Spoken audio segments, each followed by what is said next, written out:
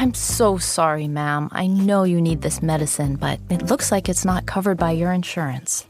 Yeah, unfortunately, I had to deny that one. Wait, who are you? I'm your insurance company's pharmacy benefit manager. I get paid based on the price of a medicine, and I don't make as much money off this one. No one should stand between you and your medicine. Visit phrma.org/middleman to learn more. Paid for by Pharma. This is Optimal Finance Daily, episode 2401. 8 Unusual Things to Hold in Your IRA by Jeff Rose of GoodFinancialSense.com. And I'm your host and personal finance enthusiast, Diana Merriam. Now let's get right to today's post and start optimizing your life. 8 Unusual Things to Hold in Your IRA by Jeff Rose of GoodFinancialSense.com. Typically, when people think of an IRA or what you can hold in an IRA, they think of stocks, bonds, mutual funds, CDs, maybe even money markets. What a lot of people don't know is that there are things that you can hold in your IRA other than the usual suspects. Some of the things that people would like to hold in an IRA, but they can't, are insurance policies, certain collectibles such as art, antiques, metals, rugs, gems, stamps, coins, or even maybe alcoholic beverages such as wines. Unfortunately, none of those can be held in an IRA. On the bright side, here are 8 things that can be held in your IRA. Number 1, certain gold and silver coins minted by the U.S. Treasury. These include the Gold Eagle and Silver Eagle coins. You may also vest into high-quality gold, silver, or platinum and palladium bullion. Number 2, stock from an initial public offering. Most are familiar with the letters IPO. If a company has never issued equity before, it would be considered an IPO. Since it's an entirely new issue, there are certainly more risks involved. Number 3, closely held stock. Private or closed corporation stock offerings are not available to the public on the open market. Normally, they're made to pre-qualified individuals. These offerings must comply with the securities blue sky laws in the state in which the offering is made. The number of individuals included in the offering cannot exceed the maximum stipulated by state law. These offerings, usually made by corporations seeking capitalization, can be in any class of stock described in their prospectus. Many corporations act as their own registrar as well as transfer agent.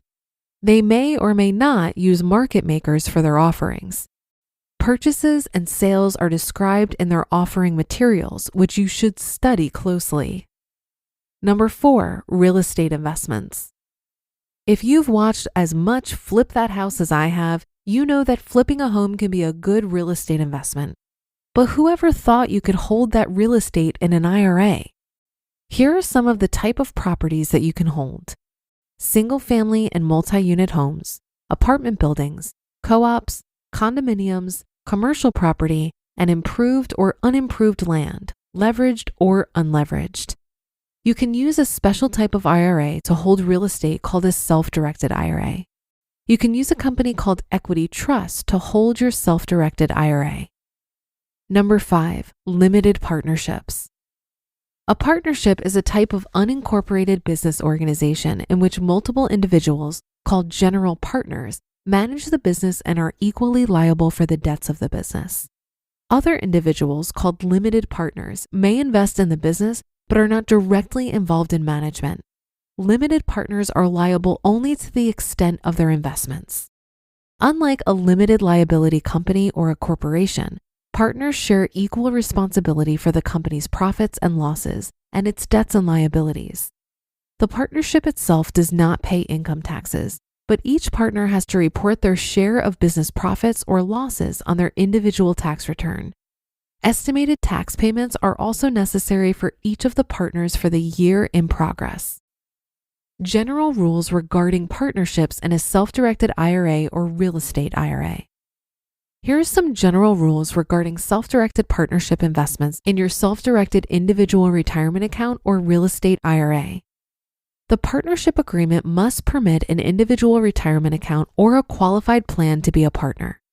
The partnership must comply with the appropriate state law, have a determinate life, and be assignable.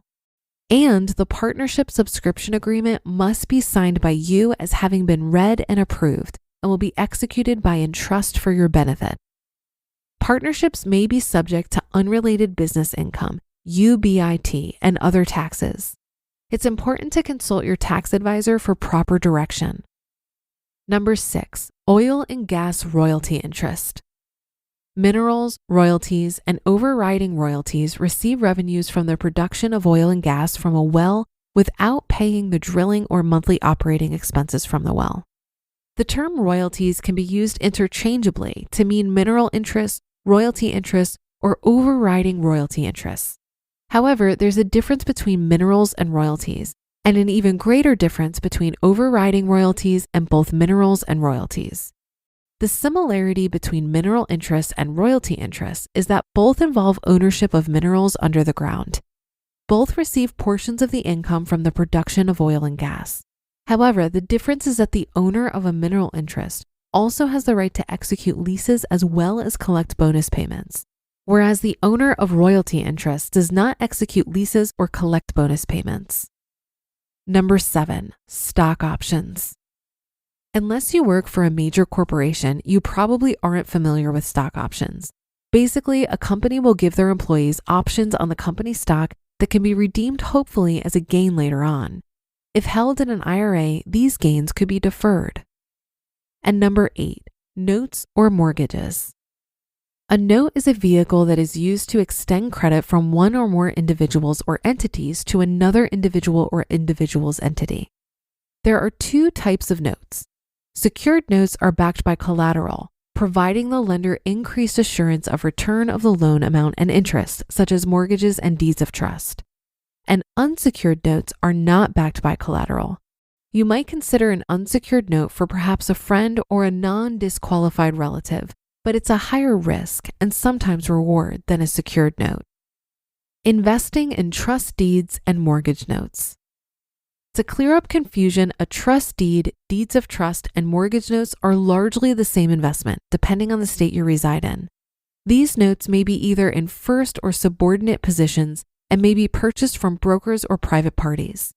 Usually, the documentation is recorded at county recorders' offices and title to the property is insured as instructed. Disadvantages of these investments. While it's an interesting and unique list, one of the disadvantages of doing so is that most of these types of investments are illiquid. From my personal experience, other than the gold coins, most of my clients have not attempted to hold any of these types of investments in their IRAs. For those that are approaching required minimum distribution age at 70 and a half, holding some of these illiquid investments will make it difficult to generate the cash that's required to be taken out. And by not taking out the RMD, you're subject to the 50% penalty that the IRS will impose. In addition to that, it may be difficult to find a trustee that will be willing to hold these types of assets. Many investment or brokerage firms are not willing to do the extra work to hold such a unique asset in a self-directed IRA. You just listened to the post titled 8 Unusual Things to Hold in Your IRA by Jeff Rose of GoodFinancialSense.com. I'm so sorry, ma'am. I know you need this medicine, but it looks like it's not covered by your insurance. Yeah, unfortunately, I had to deny that one. Wait, who are you? I'm your insurance company's pharmacy benefit manager. I get paid based on the price of a medicine, and I don't make as much money off this one. No one should stand between you and your medicine. Visit phrma.org/middleman to learn more. Paid for by pharma. I can see why people find self-directed IRAs appealing, but since I'm such a lazy investor, I've never bothered with them. These specialized retirement accounts let investors do things they can't in an ordinary IRA, like invest directly in alternative assets. But they come with additional risks and require more effort. As part of their contracts, self-directed IRA custodians only agree to handle the administrative work for your account. It's up to you to make sure the investments are appropriate, safe, and legitimate. Alternative assets have less government oversight and are usually less transparent than publicly traded stocks and bonds. For that reason, you may need to hire an independent professional, such as an attorney, to help vet any major investment. Self-directed IRAs aren't cheap. Along with transaction fees, the IRA custodian can also charge an accountant setup fee, an annual fee, and a fee per asset held in your account. These fees range from several hundred to several $1,000s per year, depending on the account size, the number of investments made, and the IRA custodian. It's also suboptimal to hold real estate in a retirement account.